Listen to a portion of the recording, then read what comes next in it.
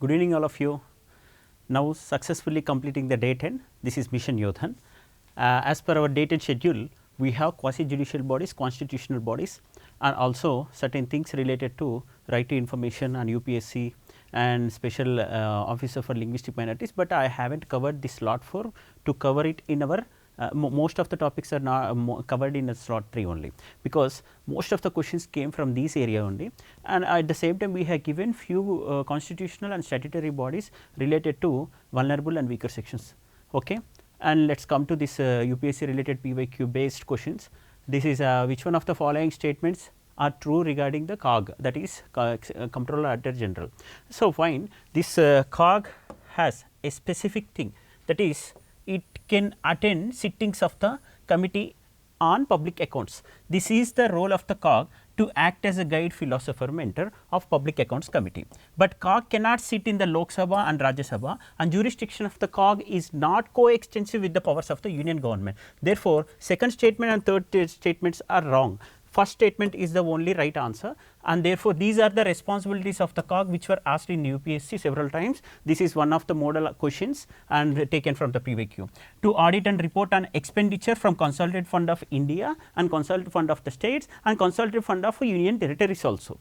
To audit and report on expenditure from the contingency funds and also public accounts, but the CAG does not deal with the control and receipt of issue of public money. It does not deal with control and issue of public money, and it will not ensure any public revenue should be lodged in exchequer. Okay. This is not the responsibility of the CAG.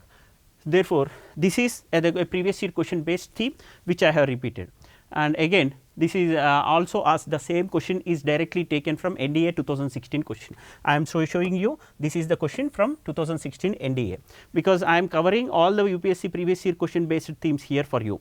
Next, second question, Election Commission recognizes a political party as a national party on the base on what basis? What is the criteria to be recognized as a national party under Election Commission of India? The criteria is very simple. One party should be recognized as state party for four states. At least in 4 states, a party should be recognized as the state party, and it should have attained at least 6% of the votes. It should have attained at least 6% of the votes, and this is a basic criteria. And who is recognizing the party? Who is recognizing the party? This is Election Commission. This was a previous year question. In 1990s, these were the simple questions, but later the question complexity is enhanced. Let us come to the different types of question which were asked in the previous times. It is recognized as a national party in 4 or more states, therefore, it should be the political party is recognized as a national party. The criteria is in 4 or more states it should be recognized national party. This is the theme taken here, and also certain other conditions are also given, that is if 2% of the seats are won, 2% of the seats are won in Lok Sabha, in entire Lok Sabha, therefore, and also it should be the 2% of the seats should be from at least 3 states, not from 4 states. So, we have given there 4 states, but not 4 states. Actually, in 4 states a party should be recognized as a state party. At least in 4 states, 4 or more states, a party should be recognized as state party, and it should have attained at least 6% votes in more or less 4 more than 4 states. Therefore, it can be called national party. Simple. A national party can be recognized as a national party if it attains 6% of the votes in state and also 4 or more states, and at the same 2% seats in the Lok Sabha from at least 3 states.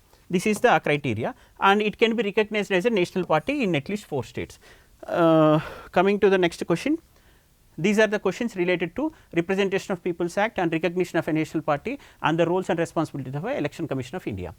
Next, consider the following statements about Comptroller Auditor General and the responsibilities already I have discussed. This is a 2012 question. I have taken this question there. The first statement, just observe, CAG exercises exchequer control on behalf of the Parliament. This is absolutely a wrong statement, and on behalf of when the President had declared a national emergency. This is a wrong statement, and at the same time a few more statements are given here which were wrong statements.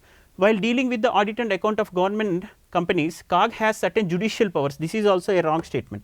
CAG does not have any judicial power here, okay, while dealing with the government companies and its auditing and accounting. So, these are the statements that we have taken as one of the statements to confuse you. While dealing with the audit and account of the government companies, CAG has certain judicial powers. This is absolutely a wrong statement, just now I have shown you. Okay, this is not a right statement. So, one statement 1 is eliminated. and next come to this part, that is statement. But what is the question here? What is the question here? It is the question about incorrect. Therefore, you have to choose first statement, because the first statement is incorrect, and third, fourth statements are correct statements. Here audits accounts of already in 2012 there is a question regarding the responsibilities of the COG. In that question only the statements are given like this. Okay. So, the COG he audits the account of other any other authority which is assigned to him by the president, either by the president or the governor. So, this fourth statement is true, and so third statement is also true, but the third statement is incorrect, second statement is incorrect, because he audits the accounts related to all expenditure from consolidated fund of states, but not union territories. Wrong. He can also audit accounts of union territories of India. Okay. Not only consolidated fund of the state and also union. Okay. Next, this is a source taken from our Lakshmikant book, and we are incorporating them for your convenience. Next, fourth statement, that is which of the following statements is correct and not correct, which of the following regarding model code of conduct, regarding model code of conduct. Even when model code of conduct is violated, Supreme Court will never interfere by default. Okay. It is the duty of the Election Commission of India, and also the parties voluntarily they have to abide by the model code of conduct. So, model code of conduct has been provided by the constitution is absolutely wrong.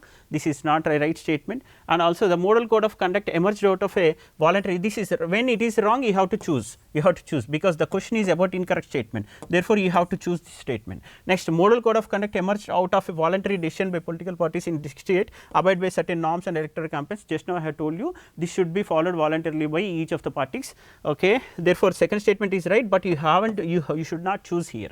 And how many of you committed wrong here when you are attempting in the app? You have to check whether you are correcting you are mentally attentive in attempting the paper or not. This is very, very important in the UPSC examination. You should maintain your equanimity throughout the exam for while attempting 100 questions in 2 hours. This is very important. In the known question only you will be committing mistake. Making you to commit mistake is the strength of the UPSC strength. Simple. I mean, given in your strength area, to make you commit mistake in your strength area is the strength of the UPSC. Definitely, this is incorrect statement. You have to choose incorrect one only. Therefore, here the incorrect statements are 1 and 3, because this is right statement we haven't chosen here. This is wrong statement we have chosen. And in case of violation of model code of conduct, Supreme Court of India can step up on its own accord. Supreme Court of India cannot step up on its own accord. It is a wrong statement given here. Therefore, third statement can be eliminated, but cannot be eliminated because they are asking about incorrect statement. Therefore, 1 and 3 are the true. 1 and 3 are the true. Okay. So, during the election campaign, political parties must abide by the model code of conduct voluntarily. It was initiated in 1968. They themselves initiated this conduct, and there are certain principles and over a period of time it is evolved and implemented by the Election Commission of India. Supreme Court till now hasn't interfered itself to implement this model code of conduct, and nobody can approach the Supreme Court subjugating this Election Commission of India. Okay. So, they cannot ask the Supreme Court to implement model code of conduct because they have to seek permission, and they have to approach only the Election Commission of India for implementing this model code of conduct. But there should be a moral code of conduct to implement this model code of conduct. That was a debate which is going on. Therefore, we have asked it, and there are certain electoral reforms which were informed and which were asked in the UPSC several times, and we have given you 2 questions regarding the electoral reforms and the roles of the Election Commission of India. Please be thorough with those questions. And also, this is a direct question taken from Combined Defence Service Exam 2011 conducted by UPSC, and similar type of questions were asked in the UPSC also, because you have to remember, when democracy has to be strengthened, there should be accountability of the representatives elected. To bring this accountability, the interest groups must show their collective voice. Okay. They have to raise their collective voice in the form of pressure groups. Therefore, pressure groups is also one of the important topics in your mains governance and social justice area in the paper 2 mains. Therefore, the pressure group is asked in the UPSC CDS 2011 as a question. The basic distinction between the political party and pressure group is, pressure groups do not seek active political participation, while political parties struggle for power. Okay. They have to attain a power. They do power politics, but pressure groups want to fulfill their interests. They are interest groups. This is actually a direct statement taken from Democratic Politics 2, 10th class NCERT, Democratic Politics 2. See this one, see this pressure groups, this is this is a source taken from Democratic Politics 2, the picture is taken from there, and 2011 question in CDS, and also similar type of questions were asked in UPSC. Pressure group is one such intelligent activity to make democracy successful. Character and intelligence of men and women is very essential. This is a question statement asked in UPSC in 2017. Okay, this is the question. The intelligent and character of ordinary men and women is essential to make superior virtue of democracy, to make democracy superior virtue, to make its it should be acted as superior virtue in the governance. Therefore, the intelligence and character of ordinary men and women is very essential. This is a question asked in 2017. Therefore, how will you make this democracy a superior virtue? Because of the active participation of the ordinary citizens. Active participation. How will this active participation take place? This is a long theory discussed in the NCERT Democratic Politics 2. I have given you a simple glimpse of it. Just see. Here the statements are asking, here the question is a little bit confusing, and they wanted to confuse you conceptually. They are asking political parties take political stance while pressure groups do not bother about political issues. This is absolutely wrong, okay? Because NCERT itself has discussed how they have a collective notion on political opinions and decisions, like movement right to information, anti-liquor movement, which should be taken as a policy decision by the government of India and not the government of the respective states, and women's movement and environmental movement. The policies associated with the government should be actually influenced by, and they are influenced by the pressure groups. So therefore, they have the active participation in the policy making, whether may not be having a direct policy making decision, they may not be part of direct policy making, but they will influence the government to take decisions according to their wish and will. Next, finally, pressure groups organizations that attempt to influence the government policies, but unlike political parties, pressure groups do not aim to directly control or share the power. Okay, directly they do not share the power. This is the statement directly taken from NCERT Democratic Politics 2. Just see the statement. No, this is not C, this is B statement. Pressure groups do not seek active political power, and political parties actually do this. So, they do not seek any active political power, they do not seek any active political power. So, you have to remember this statement. This is taken from NCERT. Next, sixth question. Question is taken from CDS 2012. Initially, we have asked 2011 question and similar to 2017 question of UPSC. And similarly, 2002 in the CDS, they have asked about the political parties in a democracy and their role, which is not correct. Actually, political parties play a vital role in bringing education to the citizens regarding politics, political education, and political parties serve as a link between the government and the people. Next, definitely, political parties are the voice of the people. They serve a link, a bridge between the government and the people, okay? And political parties fight elections and try to get the maximum number of candidates elected. Maximum number, yes, they want power to be restored, they want their power to be sustained if they are in the power. Therefore, they want maximum number of seats, they want to maximize their seats. This is very important, essential for a political party to share power. But therefore, all three statements are true. This is also taken from Democratic Politics 2. We have taken the pictures directly from there only, okay. So, it is a very natural thing for a political party to come into power. So, they play a vital role in decision making and bringing laws, and also educating the people and parties and running the government, and big policy decisions are being taken by these political executive only, and they will take the responsibility though bureaucracy commits a mistake, okay. This is the responsibility of a political party and the leaders associated with it. Next, those are the unconventional questions to confuse you, and simple questions, but you require a conceptual understanding and attentiveness in your attempt in writing the exam, while writing the exam. So, next come to this seventh question.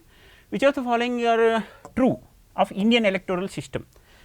Indian electoral system has to be reformed in many areas, but these reforms have been introduced for several years and several times also. They were mentioned in the UPSC previous year questions list of and there are few questions regarding electoral reforms and contest based on it. See example, there is option here, the contest is based on first past post system. No, there is a debate going on regarding FPTP, first past the post system, and also proportional representation, okay, because a mayor election in the USA is going on the based on it, and mayor has a lot of power here, and also certain parties are not being represented in India, though if, for example, if you take 100 people have contested, 100 seats are there in the 100 seats are there in the parliament, and 22 seats 22% of votes won by B party. Party B had won 22% votes, and party B had won 21% votes.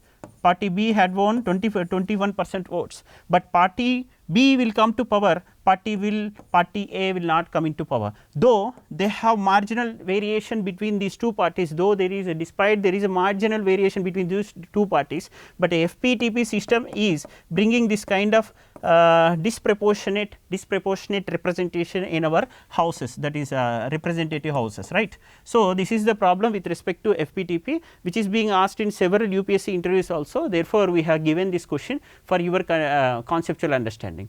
So, let us come to this answer. So, this is actually contest is based on first part, which ensures proportionality. No, it is disproportionality, not proportionality. So, first statement is wrong, and superintendent's direction and control, this is a responsibility of the Election Commission of India to conduct elections in fair and transparent manner, and Parliament of India has the power to make laws for the conduct of elections, that is true, and there is a bar to interference by the courts in electoral matters, and no election to the parliament and state legislature may be questioned except by election petition.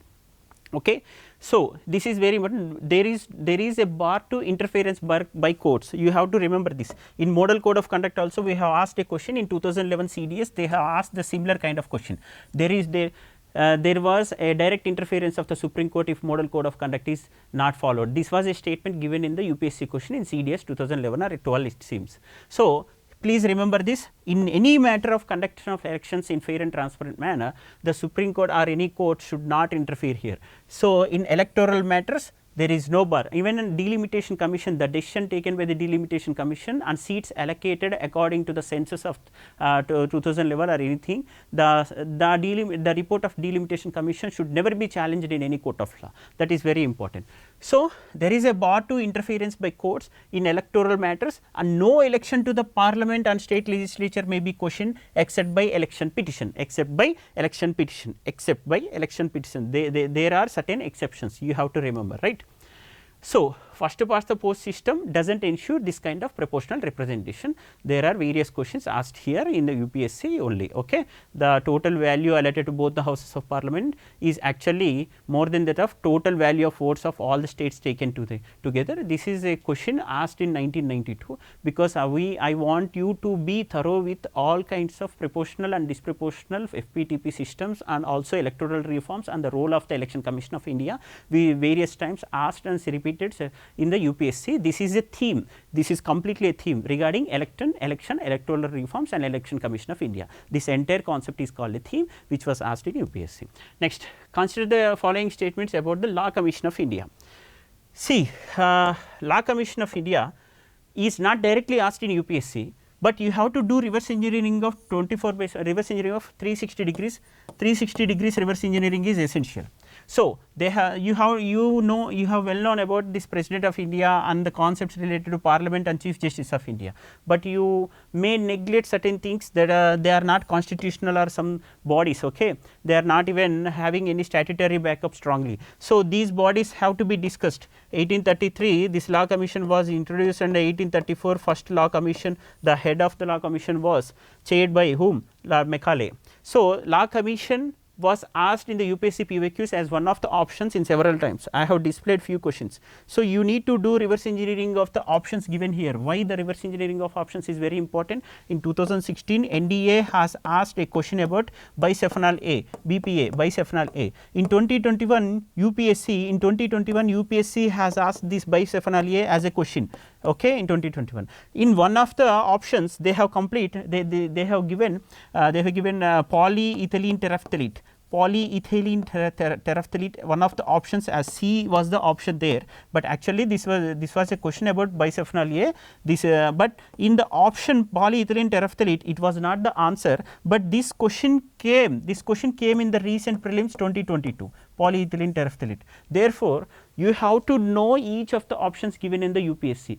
In 2016 bicephanol A question was asked, in 2021 it was repeated as one of the questions in the UPSC prelims, the CSE civil service exam, and 2022 one of the options in this question was asked as question. okay, in 2022. So, it is very important, the law commission is repeated several times in the options, though it is not asked directly. Okay. Appointment of the Supreme Court judges actually to be should not be consulted with the Law Commission of India, it should be eliminated, but they have mentioned Law Commission of India several times. Therefore, we have given you here this Law Commission, it is not 1813, it is 1833, and it is established under chairmanship of Lord Macaulay under Charter Act 1833, not 1813. So, this is wrong statement. Next, after India attaining independence, its status was upgraded to no, it hasn't been upgraded to constitutional body. Okay. This is a source pick which I have given here, Chairman Lord Macaulay under Charter Act 1833, this Law Commission was formed, and Penal Code, Criminal Code of Conduct, everything was recommended by this Law Commission of India.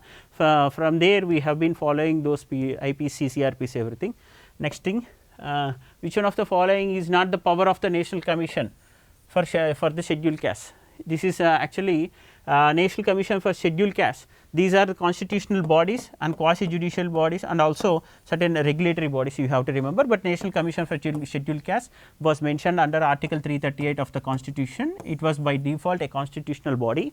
Okay. It will investigate matters related to scheduled caste, okay, and also it will to inquire into specific complaints with respect to deprivation of rights of scheduled caste and reports pertaining to welfare of the scheduled caste. They will prepare reports and they will submit it to the president. President will put forth in the parliament.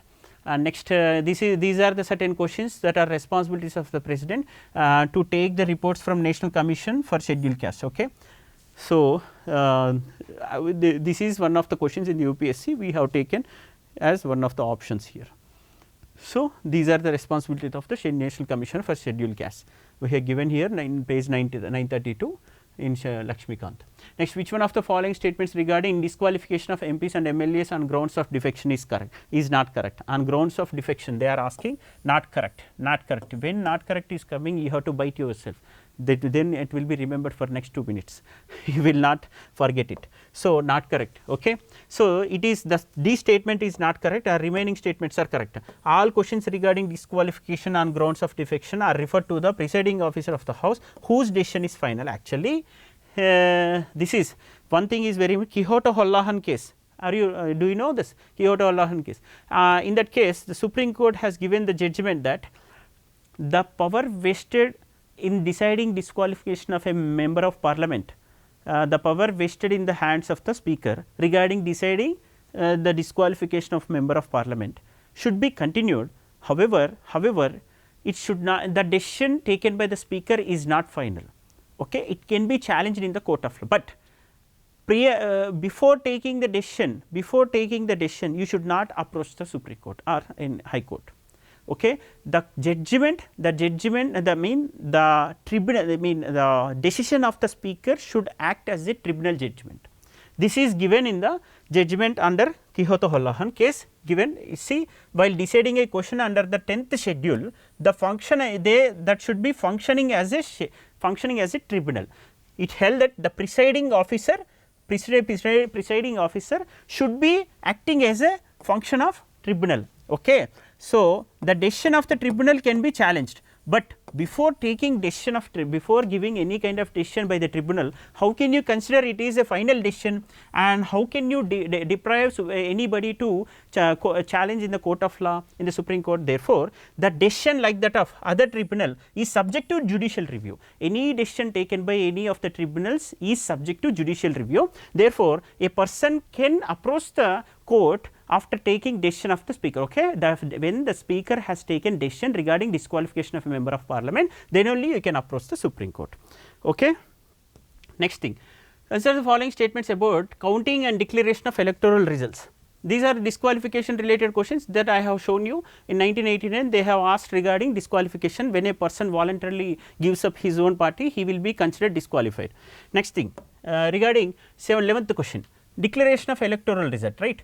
Counting and declaration of electoral results is the responsibility of the returning officer. It is the responsibility of returning officer, and also after the results, not parliamentary, not this one, President. This is Election Commission of India. Election Commission of India in its official gazette.